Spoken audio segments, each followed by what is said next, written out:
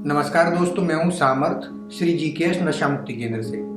और आज के इस पॉडकास्ट में हम चर्चा करेंगे डिल्यूजन डिसऑर्डर यानी भ्रम के बारे में। इसीलिए यह पॉडकास्ट आपके लिए बहुत काम का और नॉलेजेबल होने वाला है, तो एंड तक मेरे साथ बने रहिएगा।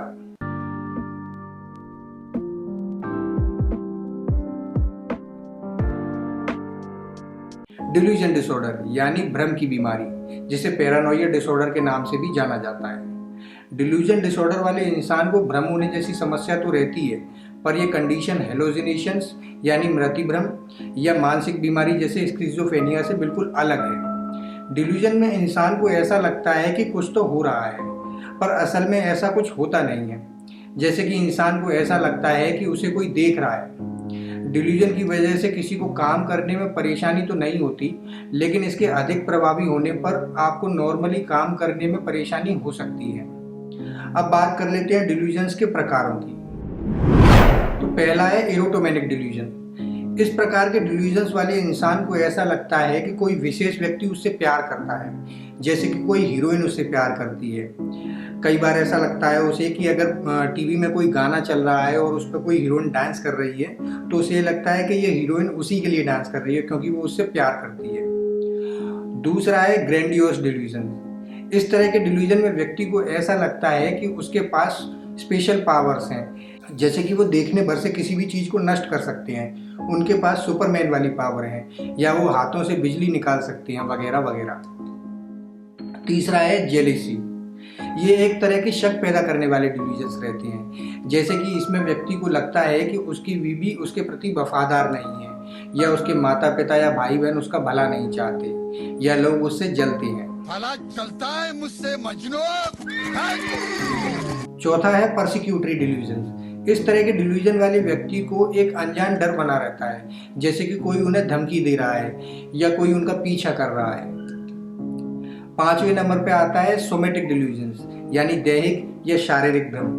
इसमें इंसान को फील होता रहता है कि वो किसी न किसी शारीरिक बीमारी से जूझ रहा है, उसे कोई ना कोई ऐसी बीमारी है जिसकी वजह से वो ज़्यादा लंबे समय तक जी नहीं पाएगा, और ये डिल्यूजन उसको अंदर ही अंदर डिप्रेस करता जाता है और उसे अंदर ही अंदर खाता जाता है। और एंड में आता है मिक्स्ड डिल्यूजन्स, जिसमें इंसान को पहले बताए हुए 5 डिल्यूजन्स में से 2 या 2 से अधिक तरह के डिल्यूजन्स का असर एक साथ होता है। दोस्तों, ये तो हो गई बात टाइप्स ऑफ डिल्यूजन्स की। अब हम डिल्यूजन डिसऑर्डर के कारणों को समझते हैं। दोस्तों, जैसे कई अन्य मानसिक बीमारियां होने के कई कारण होते हैं, वैसे ही भ्रम यानी डिल्यूजन डिसऑर्डर होने के भी कई कारण होते हैं। डिल्यूजन डिसऑर्डर होने में बायोलॉजिकल, एनवायरमेंटल और जेनेटिक कंडीशंस का बहुत अहम रोल होता है। अगर किसी व्यक्ति के परिवार में किसी सदस्य को कोई मानसिक परेशानी जैसे डिल्यूजन या स्किज़ोफ्रेनिया हो, तो ऐसे व्यक्ति को इफेक्टेड होने के चांसेस बढ़ जाते हैं।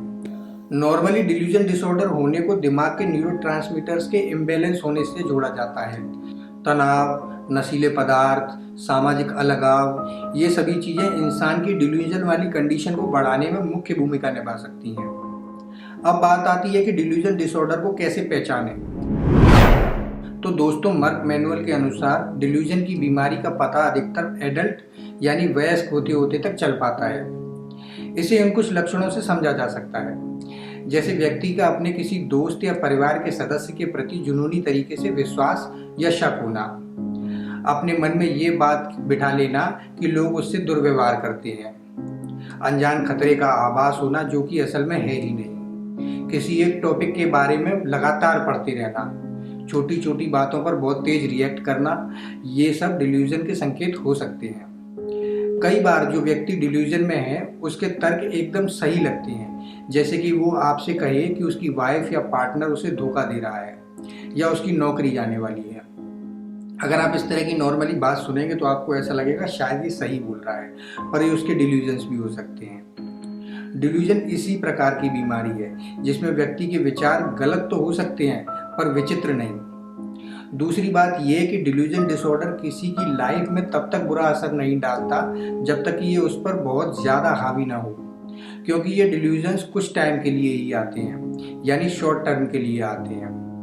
गुस्सा करना, टेंशन, एग्रेशन, चिड़चिड़ापन, ये सब चीज़ें इस बीमारी को और ज़्यादा बढ़ा सकती हैं। अगर हम इसकी सही समय पर इलाज नहीं करवाते तो हमें सोशल आइसोलेशन, रिश्तों में तनाव, पढ़ाई में परेशानी और भी कई सारी परेशानियों का सामना करना पड़ सकता है। और अगर समय रहते इसका इलाज किया जाए तो डिल्यूजन से जूझ रहे लोग ये समझ सकते हैं कि उनके भ्रम गलत हैं।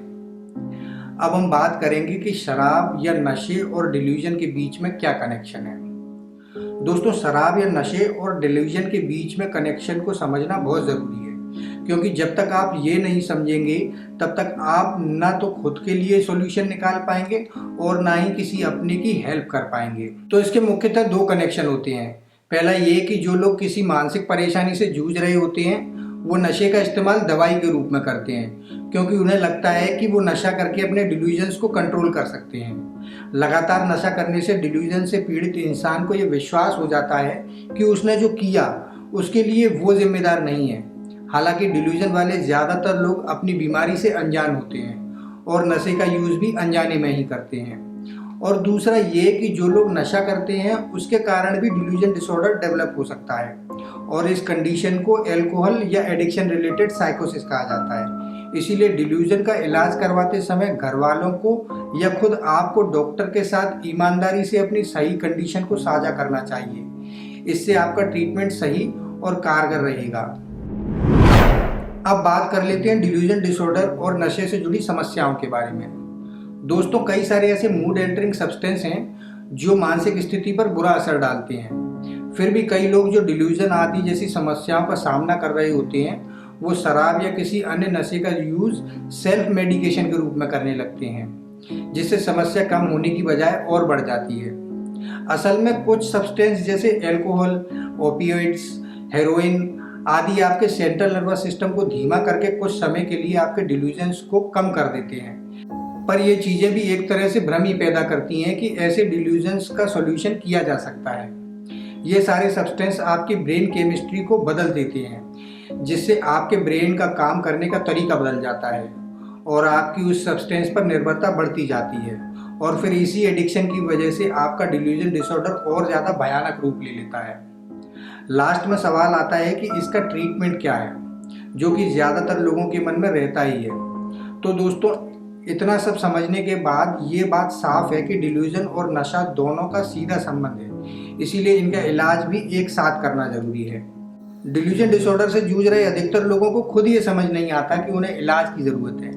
डिल्यूजन डिसऑर्डर के ट्रीटमेंट के लिए साइकोथेरेपी यानी मनोचिकित्सा काफ़ी कारगर है। एक्यूपंक्चर, मेडिकेशन, डाइट और न्यूट्रिशन में बदलाव, काउंसलिंग, इमोशनल सपोर्ट, ये सब भी इलाज का हिस्सा रहते हैं। और नशे के इलाज के लिए साइकोथेरेपी के साथ दवाइयों का भी यूज़ किया जाता है।